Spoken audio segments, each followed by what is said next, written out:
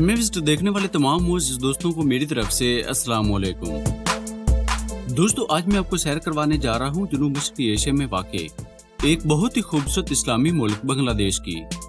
जी हाँ दोस्तों, वही बांग्लादेश जिसकी पहचान 1971 से पहले मशरक़ी पाकिस्तान के नाम से हुआ करती थी, आज दुनिया में बांग्लादेश के नाम से जाना जाता है। आज की वीडियो में आपको बांग्लादेश की सैर और सियाहत, तारीख और कल्चर के अलावा ऐसी दिलचस्प मालूमात से आगाह किया जाएगा जिन्हें जानकर आप यकीनन हैरान रह जाएंगे।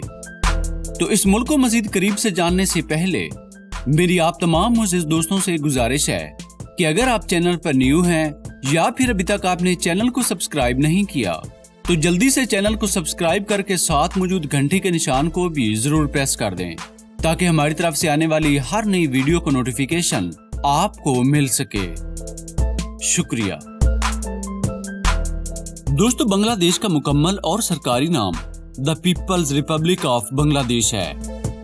बांग्लादेश के अगर महल्ले वकूअ की बात की जाए तो इसको तीन इतराफ से मशरिक, मगरिब और जुनूब से भारत ने अपने घेरे में लिया हुआ है, जबकि जुनूब मगरिबी सरहद बर्मा और शुमाल की जानिब से इसकी सरहद खलीज फारिस के साथ मिलती है। दोस्तों, बांग्लादेश का कुल रकबा 1,47,570 मुरब्बा किलोमीटर है। रकबे के लिहाज से इस मुल्क का शुमार दुनिया के 92वें नंबर पर होता है। बांग्लादेश रकबे के लिहाज से कितना छोटा है, इसका अंदाजा आप इस बात से लगा सकते हैं कि बांग्लादेश जैसे 6 ममालिक पाकिस्तान में समा सकते हैं। सिर्फ यही नहीं, पाकिस्तान का सूबा पंजाब भी रकबे के लिहाज से बांग्लादेश से काफी बड़ा है, जबकि इस मुल्क की कुल आबादी 17 करोड़ अफराद के करीब पहुंच चुकी है। यहाँ पे फी किलोमीटर में 2600 अफराद बसते हैं। दोस्तों, कहा जाता है कि चादर देखकर पांव फैलाने चाहिए, मगर इन लोगों ने तो चादर ही फाड़ दी है।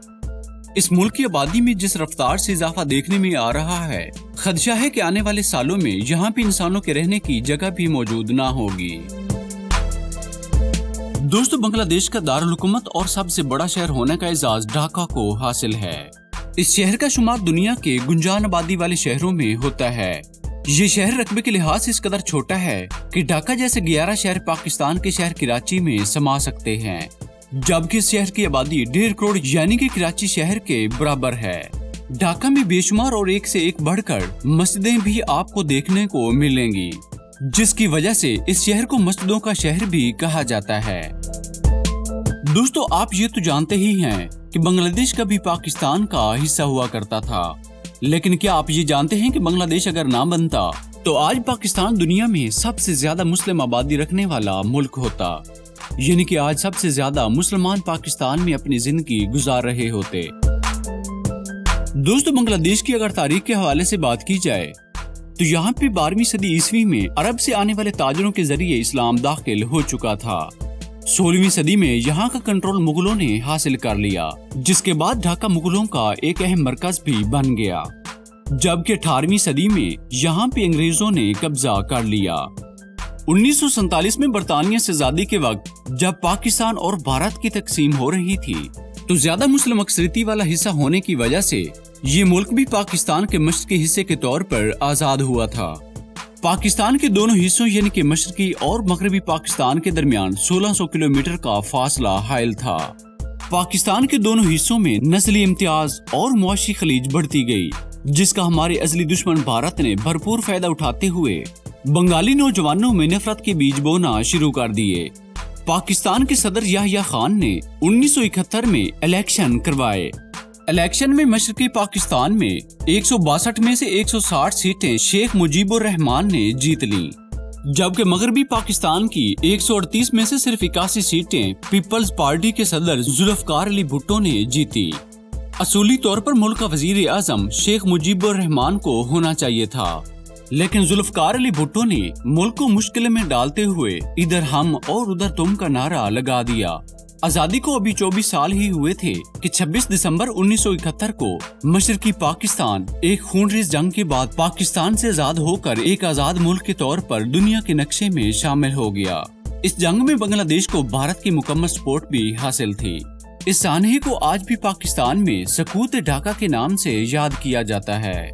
26 मार्च को बांग्लादेशी अपनी आजादी का दिन मनाते हैं, जबकि 26 दिसंबर को विक्ट्री डे के तौर पर मनाते हैं।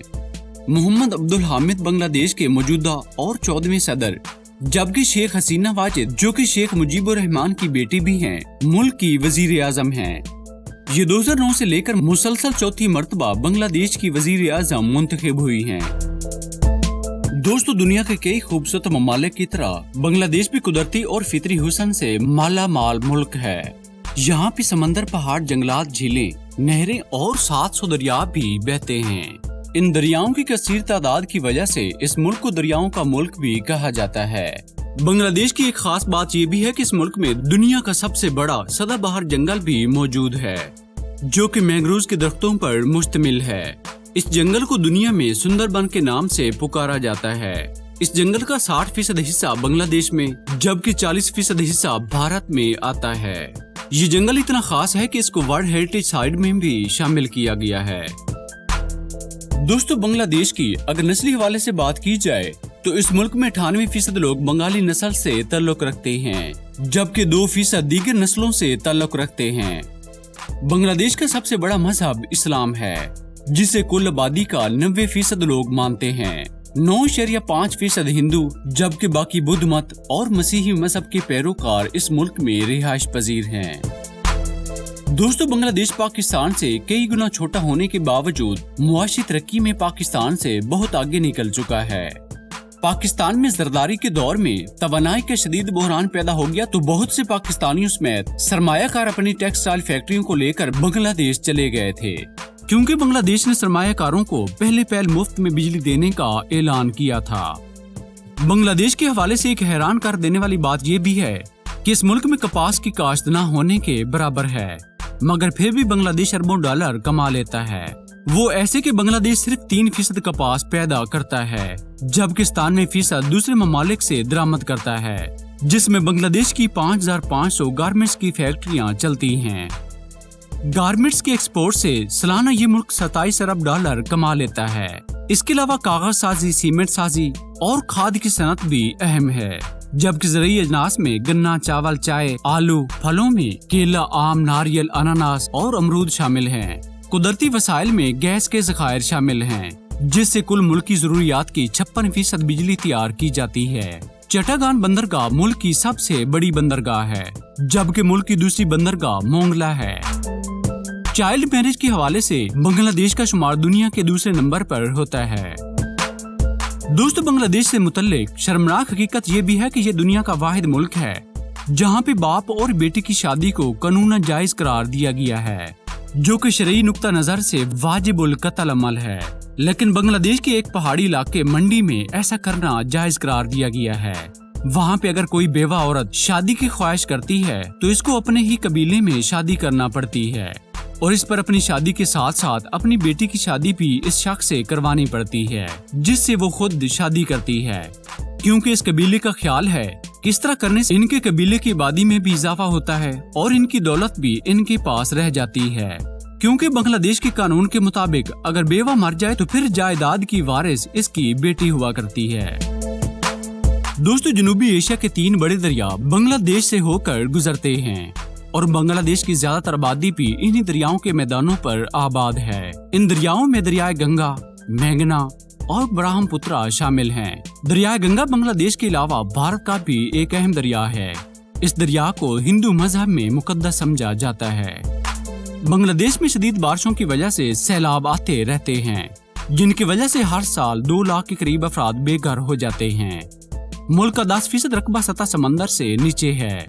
साइंसदानों का कहना है कि 2050 तक मुल्क का 60% रकबा पानी में डूब जाएगा। यही वजह है कि मुल्क में तैरते स्कूल तेजी से मकबूल होते जा रहे हैं। ये स्कूल कश्तियों पर बनाए गए हैं, जो बच्चों को दरिया के किनारे से उठाते हैं और फिर आगे बढ़ जाते हैं। जब बच्चे पूरे हो जाते हैं तो इन्हीं कश्तियों में पढ़ाई शुरू हो जाती है। इस मुल्क में ऐसे स्कूलों का सिलसिला 2002 से शुरू हुआ था। दोस्तों, बंगाल टाइगर जो दुनिया में बहुत तेजी से नायाब होता जा रहा है, ये टाइगर भी बांग्लादेश में कसरत से पाया जाता है। इस टाइगर की वजह से बांग्लादेश की क्रिकेट टीम को भी बंगाल टाइगर के नाम से पुकारा जाता है। इस टाइगर और फितरत के खूबसूरत नजारों को करीब से देखने के लिए दुनिया भर से बड़ी तादाद में गैर मुल्की सयाह बांग्लादेश का हर साल सफर करते हैं। बांग्लादेश के अगर ब्रांडेड एशिया के हवाले से बात की जाए तो इस मुल्क का शुमार ब्रांडेड एशिया बनाने वाले ममालिक में दूसरे नंबर पर होता है। बांग्लादेश में मुसाफिर सबसे ज्यादा ट्रेन का इस्तेमाल करते हैं। इस कदर रश की वजह से ट्रेनें कई बार खौफनाक हादसात का शिकार भी हो जाती हैं। बांग्लादेश की 30% आबादी गुर्बत की लकीर से नीचे जिंदगी गुजारने पर मजबूर है। इस गुर्बत की वजह से यहाँ पे जिस्म फरोशी को कानूनी हैसियत हासिल है और हर साल 30,000 के करीब नौजवान लड़कियों को बैरून ममालिक फरोख्त भी कर दिया जाता है। दोस्तों, बांग्लादेश अपने क़याम के वक्त से लेकर मुसलसल सियासी अफरा तफरी का शिकार रहा है। यहाँ पे अब तक 13 मुख्तलिफ हुकूमतें बरसरे इक़्तिदार आ चुकी हैं और 4 फौजी बगावतें भी हो चुकी हैं। बांग्लादेश का बीच दुनिया का सबसे लंबा बीच है। इस बीच को बीच बाजार कहा जाता है, जिसकी लंबाई 120 किलोमीटर से भी ज्यादा है।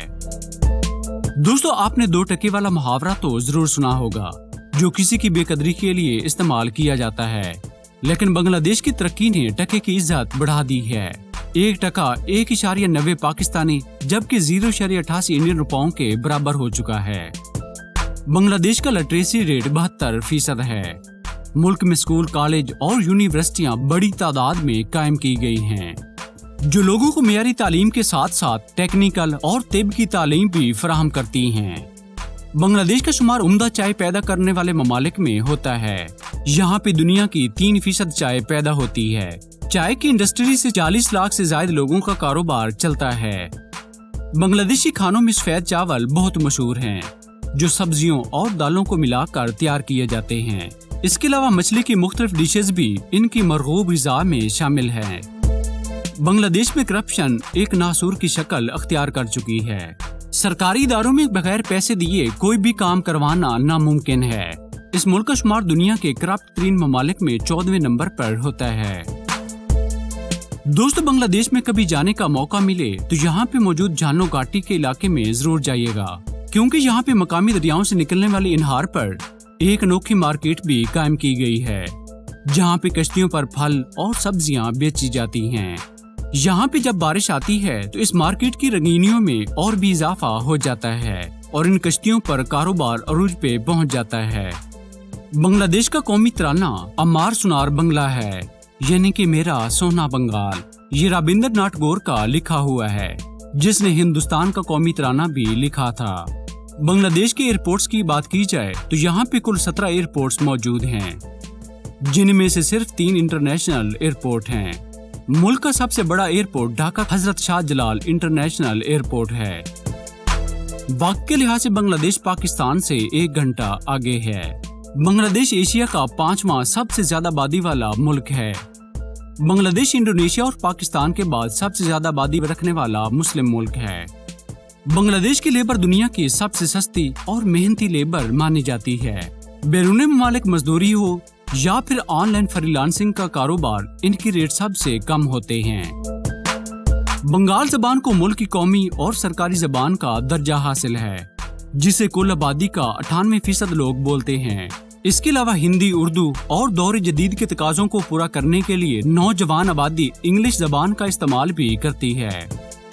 कबड्डी को कौमी खेल होने का एजाज हासिल है, जबकि मुल्क की मकबूल तरीन और सबसे ज्यादा खेले जाने वाली खेल क्रिकेट है। इसके अलावा फुटबॉल, हॉकी और वॉलीबॉल भी इस मुल्क में शौक से देखी और खेले जाने वाली खेले हैं। बांग्लादेश का कॉलिंग कोड +880, जबकि .bd इस मुल्क का डोमेन नेम है। दोस्तों, ये थी बांग्लादेश के बारे में एक बहुत ही खूबसूरत सी वीडियो। आज के मुल्क की सैर आपको कैसी लगी, कमेंट्स बॉक्स में जरूर बताइएगा। मेरी हौसला अफजाई के लिए वीडियो को लाइक और अपने दोस्तों के साथ व्हाट्सएप और फेसबुक के जरिए शेयर भी जरूर कर दें। और अगर अभी तक आपने चैनल को सब्सक्राइब नहीं किया तो जल्दी से चैनल को सब्सक्राइब करके साथ मौजूद घंटी के निशान को भी जरूर प्रेस कर दें, ताकि हमारी तरफ से आने वाली हर नई वीडियो का नोटिफिकेशन आपको मिल सके। तो दोस्तों, मिलेंगे बहुत ही जल्द किसी और मुल्क की सैर के साथ। तब तक के लिए अपना बहुत सारा ख्याल रखिएगा और मुझे दीजिए इजाजत। अल्लाह निगहबान।